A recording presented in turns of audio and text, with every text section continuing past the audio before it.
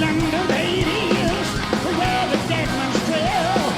The God looked down in anger on this wicked land.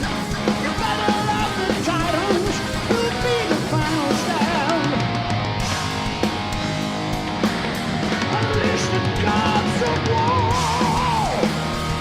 Fala galera, bem-vindos a mais um Sonoridades. Hoje a gente traz uma entrevista com o Biff Byford do Saxon, pouco antes dele vir para o Brasil, na passagem recente que eles fizeram para o Brasil. Essa entrevista a gente está trazendo agora, por conta de alguns problemas que tivemos aí em relação à tecnologia.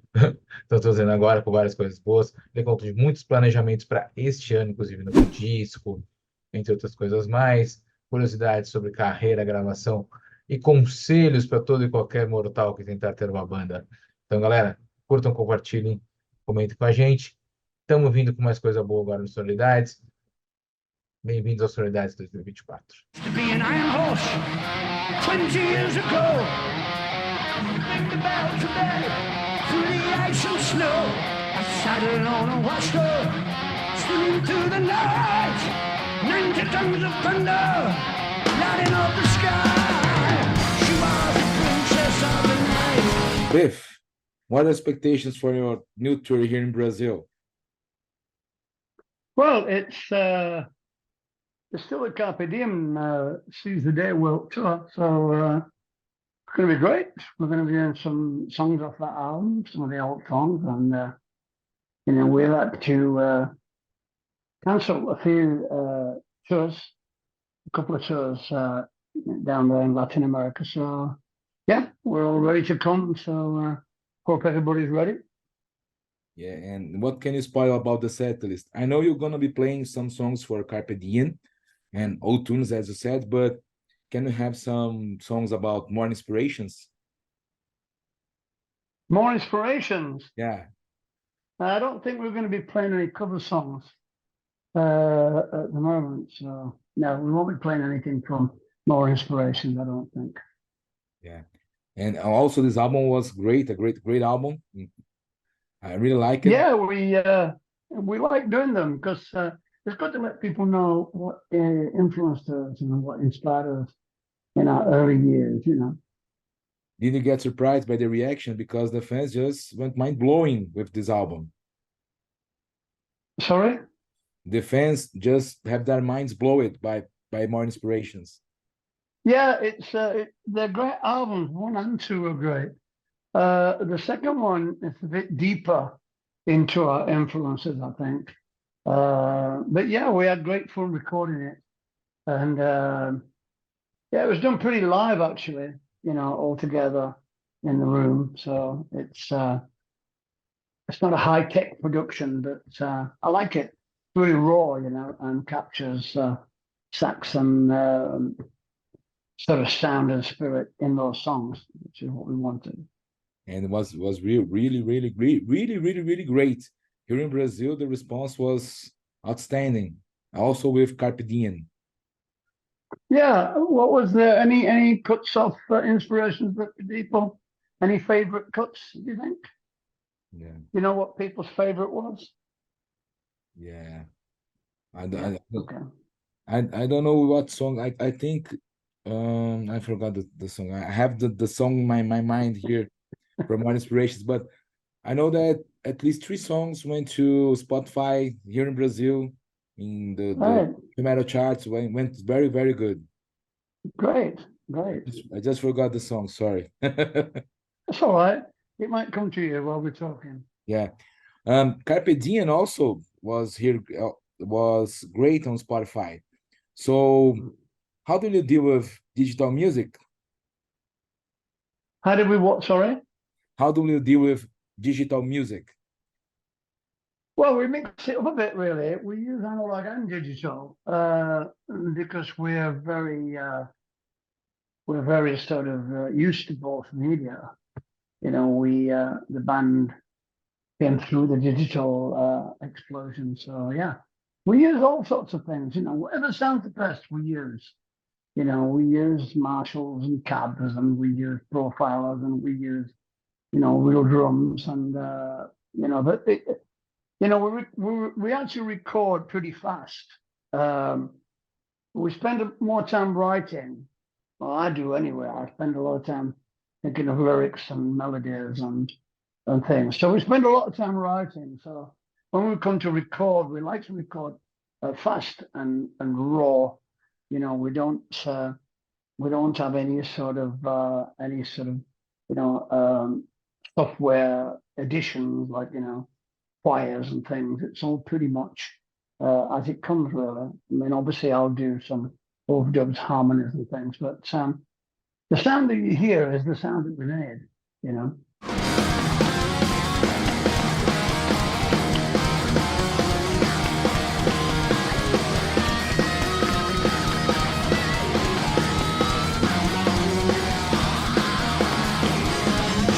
When the bomb flew,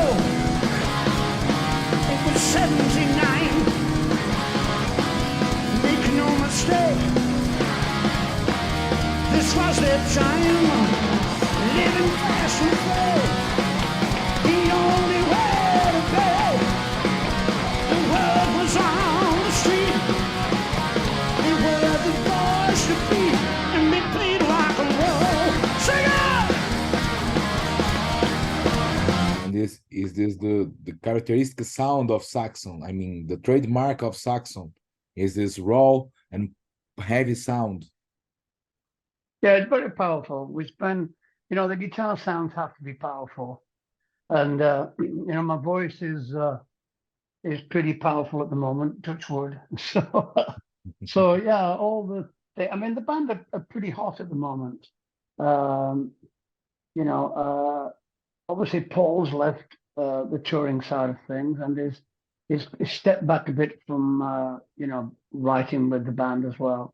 So yeah, I mean, Brian's addition, who will be in Latin America, is going great, And how is playing with Brian, because Brian plays with Diamond Head, which was a kind of competition band, as we can say that. Mm-hmm. Sort of speaking. Yeah, they started shortly after we started. I think they've played the third Castle Donington with us. Yeah. So yeah, we've known them quite a long time. They're a good band. They're a good band. I just think that they didn't quite break through in the 80s like Saxon, Maiden, Motorhead and bands. They just sort of underneath the top 6 bands. But they had a lot of success when Metallica covered their songs on the first album. Then they had some success with that, and obviously some money as well. So yeah, we love Damnation. And Brian really likes being in Saxon because he gets to play big shows, and he wrote some songs with me. So we wrote some songs together for the new album. So yeah, I think it's good. I mean, you can be in 2 bands at once. People have 2 bands all the time. Yeah. It works out quite well. So it's it's pretty good. We're very busy though. This is so he's going to have to choose what he wants to do. And what can you spoil about the new album? Since you talk about Brian's already write songs with you for this album, so what can you say about it? Well, he's a great riff writer, Brian. And he's quite legendary, and he's a bit of a legend with his riff mastery. So it fits in well, it fits in well with us. And he had a few ideas, I think maybe 2 or 3 ideas, and I love them. So I wrote some melodies and lyrics to them, and yeah, they're on the album. And when is going to be released? Next year? January the 19th, I think. Oh, that's great. And maybe you can play some new songs on the Brazilian tour? No. Ah. No, we're sworn to secrecy. I'm sorry. Maybe somebody will hear on a sound check, yeah. But no, we won't be playing any new songs. Yeah. If we come back to Brazil, next year to play the new album songs, definitely, and Latin America, not just Brazil, obviously. Yeah. because I think Saxon is one of the greatest bands that I think Saxon is one of the heavy metal bands that play a lot here in Brazil. I think. I don't know. Over the years, I think we were one of the first ones to go down there from the 80s bands, and we love playing Brazil, and all the Latin American countries are really love the music, and they're big fans. They know all the songs. So it's good. And I know you have a project called Heavy Water. Yeah, with my son. Yeah. Yeah. So what can you tell about it? Well, it's great actually. I mean, it's getting a lot of airplay around the planet. There's some great songs on there. Yeah, it's going good. It's a project me and my son do. It's good fun, and we have 2 albums now, so maybe we'll do some touring next year, maybe, or the year after, and do a little tour with it. Will be good. Yeah, and you released a song couple weeks ago. A video, at least. Yeah, we did. We released Another Day. Yeah. It's called. Yeah. It's like 2-part harmony, like semi-punk rock, heavy rock song. Yeah, I like it. It's good. It's different style to what Saxon play, and it's a different style to what Seb plays in his band. So it's a mixture of both, really. And it sounds refreshing, and we can see another how can I say that, another influence from Biff, and for your son is like a new entity. Yeah, a little bit. I mean, the album's like based. It's very influenced by the 70s music, and also with the 90s music, which is where Seb, has his sort of influences based. But we're both songwriters, and we both have a great knowledge of the early albums. I mean, Seb's a big fan of Rolling Stones and Beatles and things. So, he's although he wasn't even conceived then, he still listens to that music, and he likes the sort of 60s movement, like all the sort of Hendrix and the Crosby, Stills, Nash Young, and all that type of thing. He likes that style. There's a little bit of that in the album, I think. It's a great album. It's a great band. I heard the song released.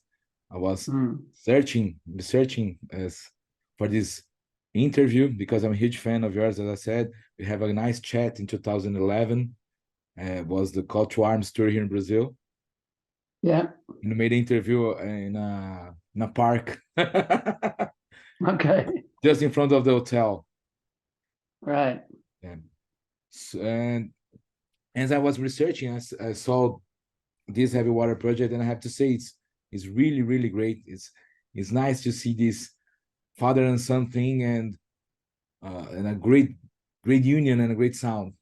Thank you very much. Yeah, I think so. Yeah, people should download it on Spotify and check it out. Definitely. It's not an expensive album. You know what I mean?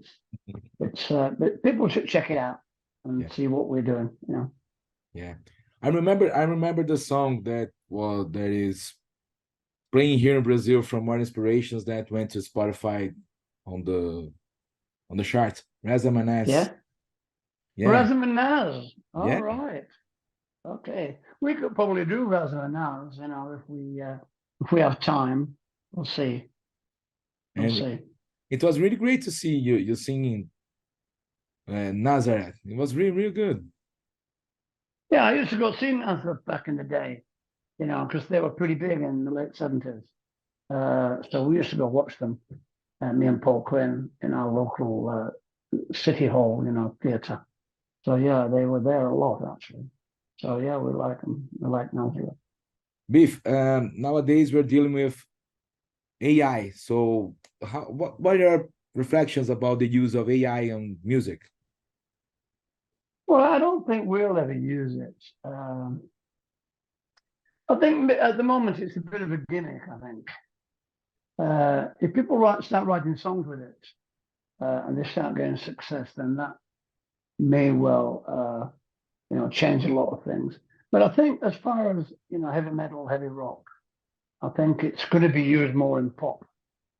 I think maybe you know, some rap music. So I don't know. It depends how people want to go with it. So you know, I know you can already you know, put an idea in and it comes back with lyrics for you, which is a bit of a cheat, really. You know, you need to use your brain. But yeah, we'll see how that goes. You know. Yeah. And in the other hand, we have the consolidation of vinyl, the return of vinyl nowadays. So how do you see this duality, the digital music? Well, we've always released vinyl. So I think the heavy rock bands, heavy metal bands we were one of the first to have success with vinyl, because we never stopped making vinyl. So I think people, you know, when the vinyl thing came back in, I think bands like ourselves were ready for it, because we already had vinyl. So just people bought more vinyl. As far as we were concerned, we haven't changed at all. You know, we have cassettes as well. You know. Yeah, and the cassettes are returning also. We sometimes do cassettes. We sometimes do cassettes. We sometimes don't. It's a collector's thing. So you know, it's all down to if people want them or not. You know? Yeah, I think so. And do you think Saxon is a collectible band, like a collector's band? Not so much as some bands, because all our material is still available. So there aren't really any. I mean, some of the early pressings of Wheels of Steel and Strong Arm of the Law are quite valuable, but they're not up there with, you know, some you know, sort of something like Nirvana that was never released or something. So you know, they are quite rare. They're called the career record ones, you know. So yeah, some of them are quite rare, but you know, you can buy the new ones as well. So they're not quite so rare, if you know what I mean. Yeah.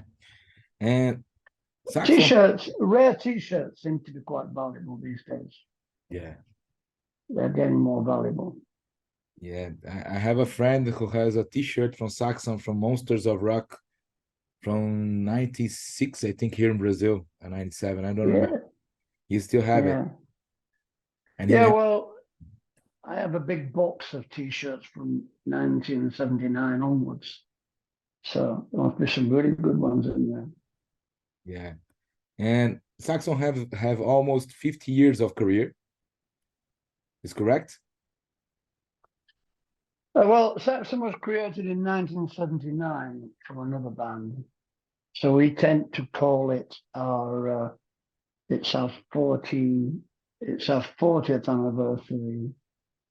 Our 45th anniversary next year. Yeah. So yeah, that's what we look at. Yeah. So what's the secret for a band stay all this time together with all the relevance of Saxon, all hits?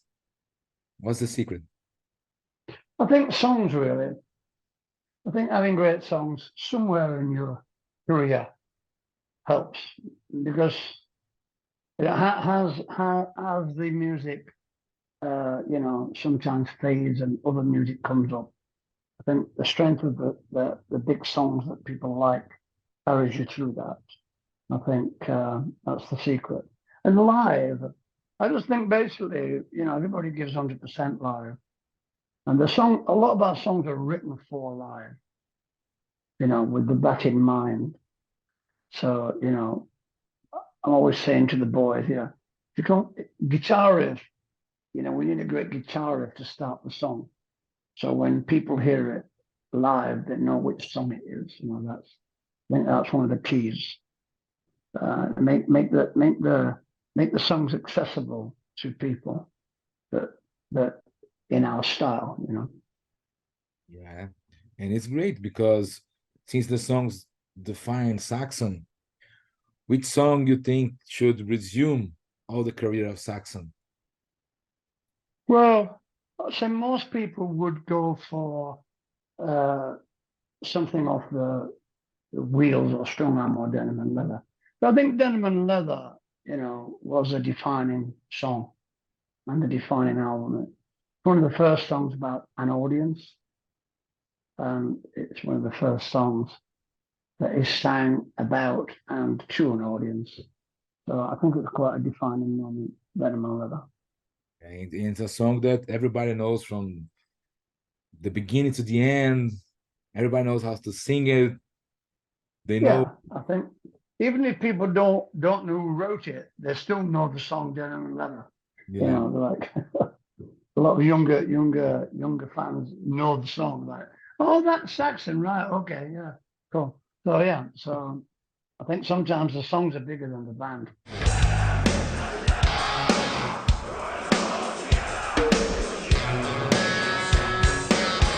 One more! You've been a fantastic audience tonight! Thank you very much! Come on, Daniel!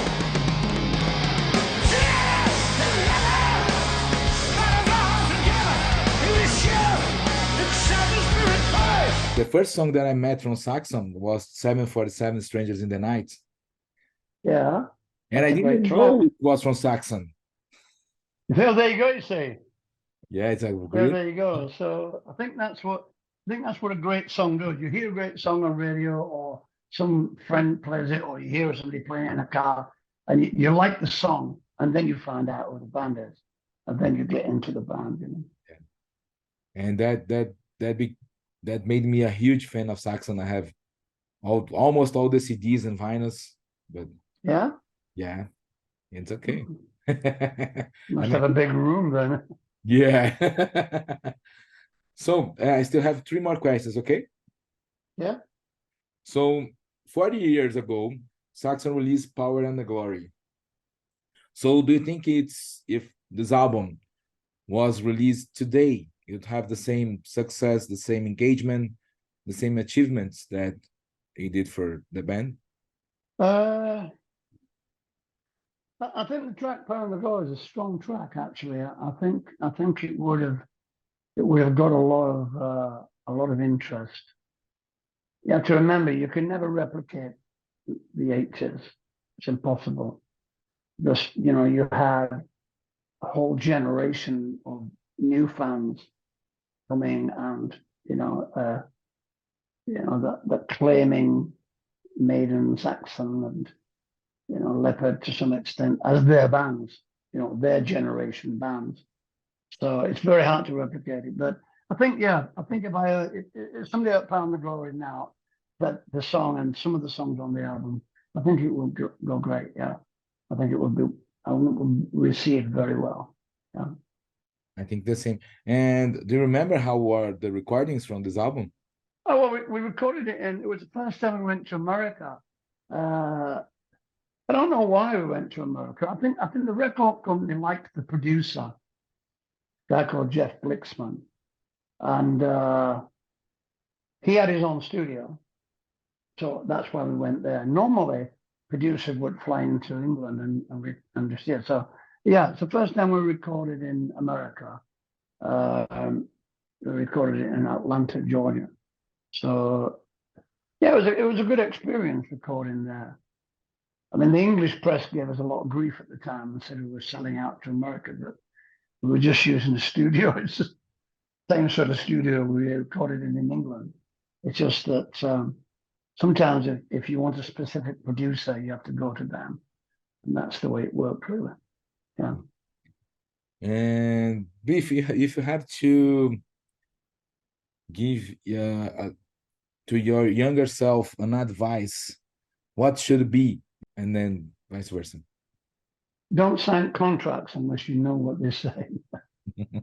That would be my advice to my younger self. Yeah, and what do you think the younger self should advise your older self? Look after yourself, probably better. Probably, yeah.